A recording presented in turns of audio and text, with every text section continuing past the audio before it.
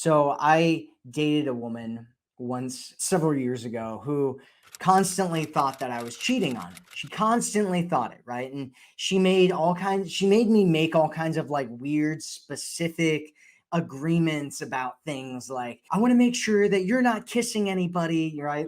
It was like this weird thing that was going on. And it didn't matter what I said, it didn't matter what I told her, it didn't matter what agreement I made with her or how I behaved or any of that kind of stuff. None of it was ever enough for her to trust me. And because of that, because it wasn't about me, it was about her, right? It was about what was going on with her. And she wasn't in a space where she could trust because she still had trauma that she hadn't healed from in her past. And so she wasn't ready to trust anybody again. And no matter what you do in that kind of a situation, it's never ever going to be enough. And so you want to look at, is there excessive distrust in this situation? If he's thinking that you're always cheating, if he's always thinking that, people are out to get him, or he always thinks that there's nobody that he can trust. Why? He's most likely been hurt badly in the past. And sometimes they are the ones that you can't trust because their mind of how things work starts getting warped. And if you believe that there's nobody that you can trust, you might start doing some pretty radical things where nobody else can trust you now because you're in the mindset where you don't care because there's nobody that you can trust, right? And so the main thing that you want to think about when you run into stuff like this is that you're not going to be fixing these people. You can't fix somebody who doesn't trust you or has that much trauma going on. You can't make them trust you. They have to work on their own issues. They have to heal themselves. They have to work on their own trust issues. And if they're not doing that, if they're not actively doing that, it's going to be very hard for them to get into any kind of healthy relationship. Every relationship they're going to be in is going to be dysfunctional to the extent that they can't trust anybody, because trust is the foundation for relationships. If you get what I'm talking about right now, say, I get it in the chat. If you don't get what I'm talking about, go ahead and ask your questions, and I will answer your questions here in just a little bit. And so a lot of women want a man who can take charge and lead, right? And you want a guy that can lead things, right? That's what most women that I talk to want. But there's a line.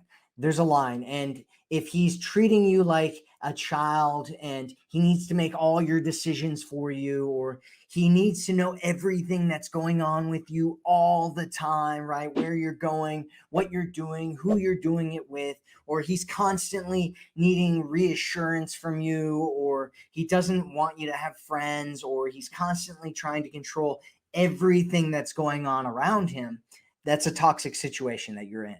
Right. So I often talk about this concept that I call the magic is in the middle. Well, the same applies for men, right?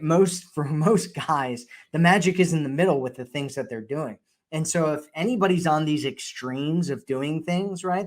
And a lot of times people will take things that I say and throw it to an extreme, like, oh, don't date a guy that you're super attracted to. That must mean date a guy that's absolutely boring and that I have no attraction for, right? There's a middle ground in all of these things where that's where most of the magic lies. That's where most of the best things end up happening. So why? Why do people act like this? Why do they feel this way? Usually it's because they have anxiety around not feeling safe. Like they aren't comfortable, they're not safe, they feel like they might get hurt. And so what they do is they try to control everything that's around them so that they can have a grip on things and feel like they're comfortable and they're safe, and like they've got a grip on what's going on in the world around them. Again, this usually stems from unhealed trauma that's going on in their lives. And again, you're not going to be fixing these guys. They need to heal themselves. And it's not about you. It's not about you. These things are not about you. And a lot of pain can come when you start making it about yourself and making it personal. And it's easy to make it personal, especially around toxic people, because a lot of times they'll start blaming you, right? They're looking for anybody to blame. Anything that's wrong, it's you, right? If you're creating problems of any kind, right? Not doing exactly what he wants, the problem is you. That's what he tells you. And it's not true. The problem's him, but he doesn't see that. And he can't see that until he gets some help to see it, or he creates some awareness around that.